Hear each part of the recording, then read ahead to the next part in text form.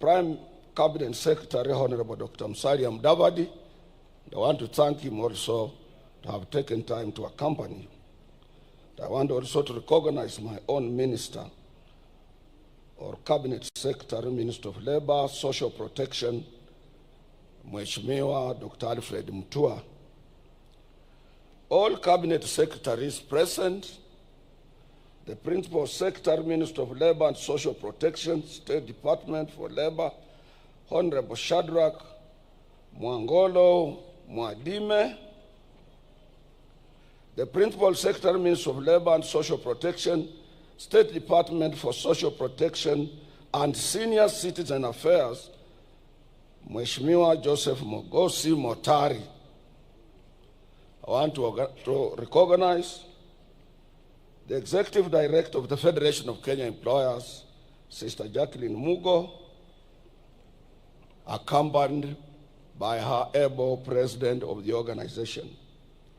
Other principal secretaries present, ambassadors and high commissioners, managing trustee of our National Social Security Fund, Brother David Koros, the Acting Director General of the Industrial Training Authority, nowadays is known as NITA, National Industrial Training Authority, Sister Teresa Wasike. Other dignitaries present, members of the Executive Board of KOTU, members of our Secretariat, our brothers led by Brother Eid Marcel from Cairo, Egypt, who leads the giant Egyptian Trade Union Federation, who are here with us. You are most welcome.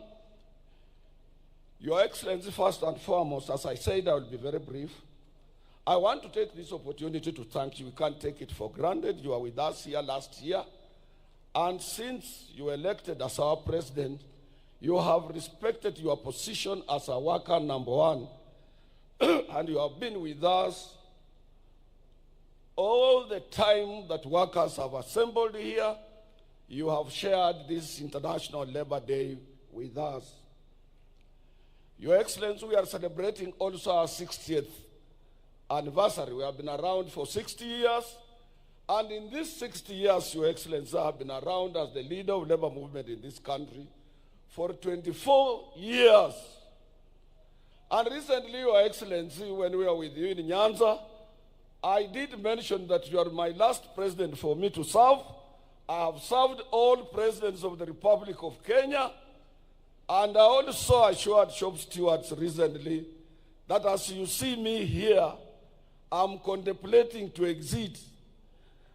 But then, because we have democracy, and there are people who are watching what we are doing, whether we are responsive to workers' needs or not, a section of my executive board met and gave another resolution, and they are confident in me.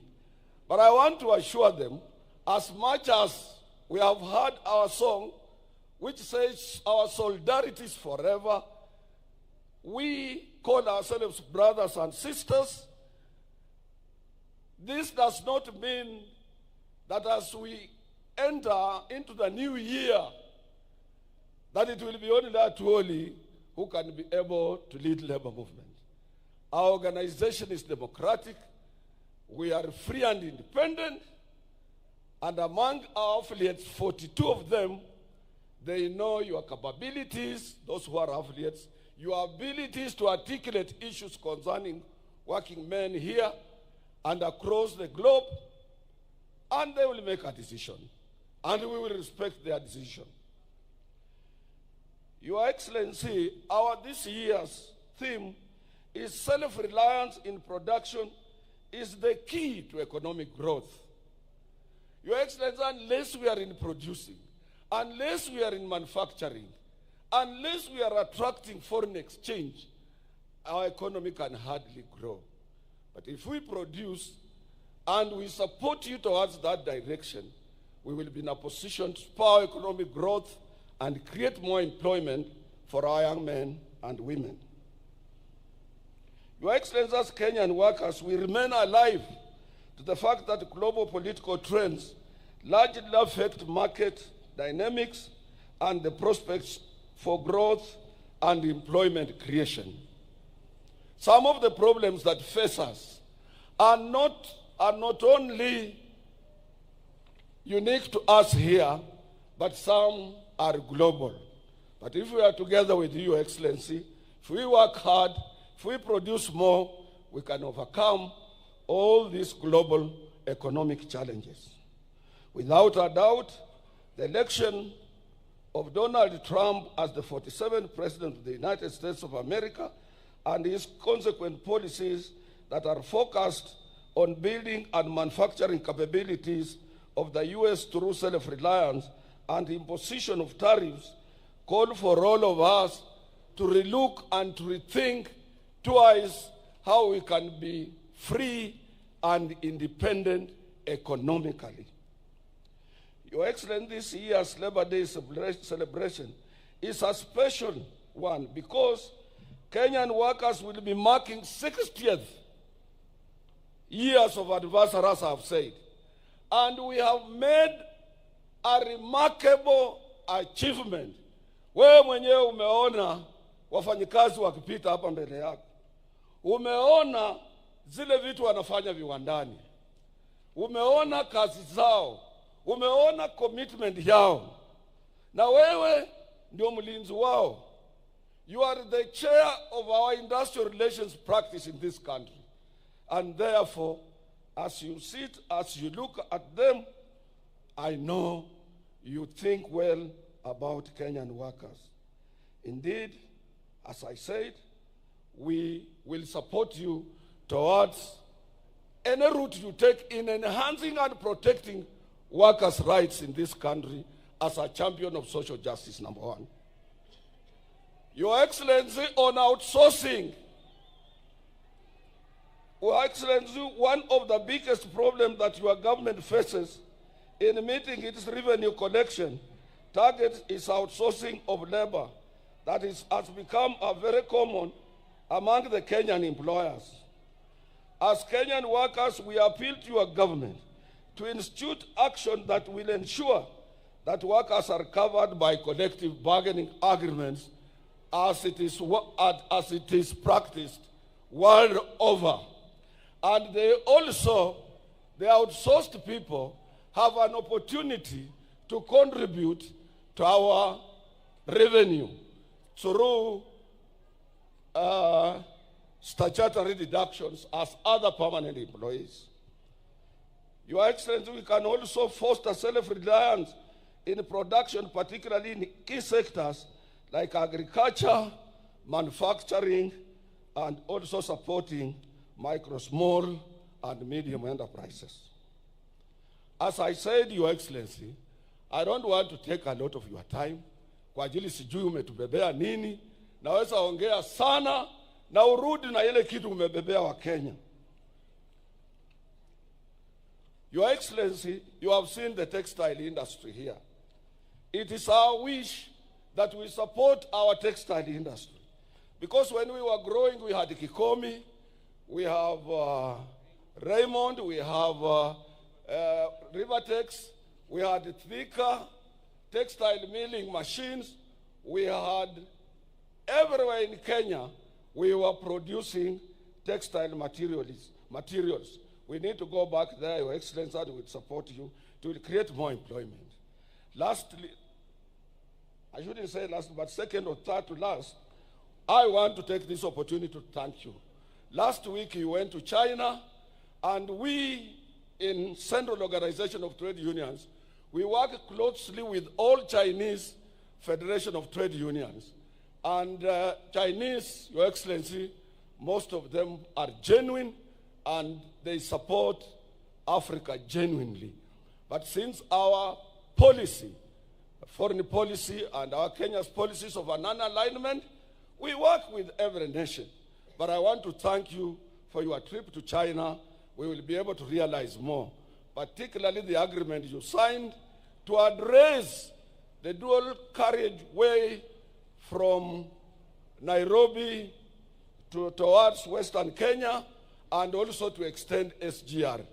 SGR is one of the important routes that will alleviate transport problems facing Kenyans. The other area I want to mention, President, that I cannot sit down without mentioning this. This is an area of patriotism. This one I will talk, and I will talk as a patriotic Kenyan until I go to the grave. I'm appealing to Kenyans, Your Excellency. We must love this country. We have no any other country. If this country went down to dogs, we have no any exit route. Kenyans are watching their television. They should look what is happening in Bukavu, in what is happening in Goma. Pali mtu anatoka na watoto na kondoo, wanafika kwa njia, wana abandon kondoo, anarudi kwa watoto yake na wajafika pahali wanaenda. This is not the route we want to take. But Your Excellency, one day you Kenyans will remember me. If we don't regulate social media, if we don't, in China where you have been, it is regulated. With a population of about 1.4 billion people. In Dubai, it is regulated. In UK, it is regulated. In US, it is regulated. Kenya cannot be free for all. Kenya can't. You see, that is the patriotism that we must follow. Your Excellency, I want to appeal to you also to apply reforms in public institutions like posts, those postal cooperation, to make sure that it is effective. Because if you look at Amazon, which does the same job in the US, it does very well. We want to make sure that that one is handled well. We support also, Your Excellency, the issue of leasing our sugar industries. They must not remain moribund. They must be seen producing sugar for our own Kenyan, for our own consumption and export for purposes of creating employment. We must support you so that we can be able to create employment. Lastly, Your Excellency, I want to appeal to you. This city belongs to all of us, and this city must reflect other cities of the world. This city must reflect Accra, Ghana. This city must reflect Abuja in Nigeria. This city must reflect Kigali in Rwanda. This city must reflect Abidjan in Ivory Coast. We cannot remain in a filthy city, a city of hawkers, a city of riders, a city of matatus, and when somebody arrives at the airport on Mombasa Road, is full of hawkers depicting the picture of poverty of Kenya. This must come to an end, and we are appealing to the national government to team up with the county government and make sure that we have a city.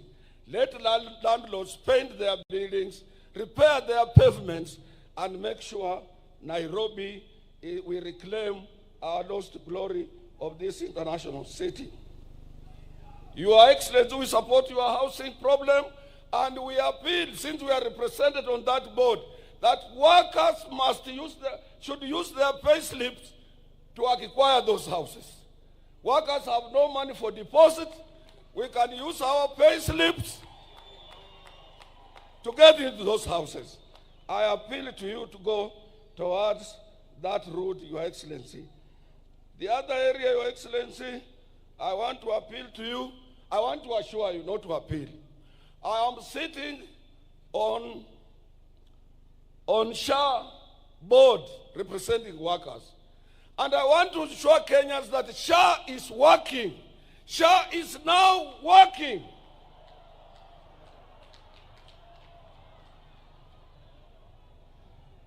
Lastly, Your Excellency, I want to support the managing trustee, Koros, of NSSF. He has done a commendable job. He has done very well. And as I'm talking, since we implemented the new act, NSSF has realized 220 billion for Kenyans and we must rally behind the managing trustee of the NSSF. Lastly, Your Excellency, we have a problem. You saw workers here with placards saying, let us carry out ratification on ILO Convention number 189 to protect our domestic workers. Let us also ratify ILO Convention 190 to stop both domestic harassment and violence at workplace. These two conventions have been ratified world over. And Your Excellency, you need to talk also to the Federation of Kenya Employers. You are our person. Let them give us support in this direction. Your Excellency, you need also to talk to the Federation of Kenya Employers. That when you gave these workers 6%, to date is not fully implemented. I'm telling you for free and for sure. And there is no any time His Excellency the President has announced the year salary increase and then it becomes a subject of debate.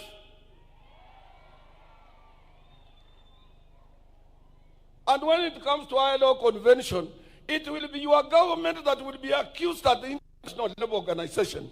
It will not be COTU, it will not be the Federation of Kenya Employers. So anybody frustrating the ratification of ILO 189 and Convention 190 is frustrating your government. Anybody who doesn't want that 6% you gave us to be fully implemented, he's not frustrating workers, but he's frustrating the government.